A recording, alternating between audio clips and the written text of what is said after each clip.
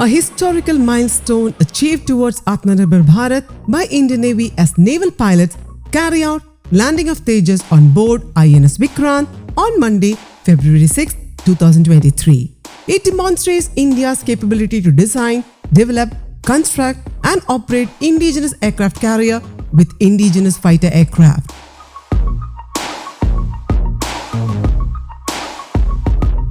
The Navy had said the aircraft carrier would be able to play a role in ensuring peace and stability in the Indo-Pacific region. A prototype of the naval variant of the indigenously developed Tejas on Monday undertook its maiden landing on board aircraft carrier INS Vikrant in a feat described by the Indian Navy as a historical milestone for India's self-reliance in defense manufacturing. Separately, the Russian-origin MiG-29K also undertook a maiden landing on board INS Vikrant, the country's first indigenous aircraft carrier.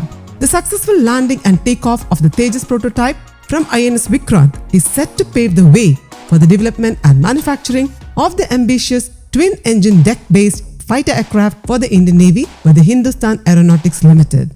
In September, Prime Minister Narendra Modi commissioned INS Vikrant IAC-1 that made the country part of an elite group of nations capable of manufacturing aircraft carriers above 40,000 tons category.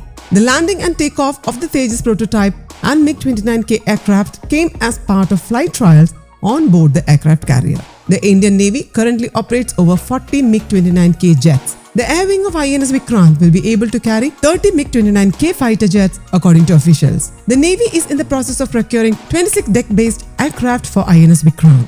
The Navy has already narrowed down on Boeing's FA-18 Super Hornet and French aerospace major Dassault Aviation's Rafale M aircraft for the procurement. INS Vikrant has over 2,300 compartments designed for a crew of around 1,700 people, including specialized cabins to accommodate women officers. The carrier has a top speed of around 28 knots and a cruising speed of 18 knots with an endurance of about 7,500 nautical miles. It is 262 meters long, 62 meters wide and has a height of 59 meters.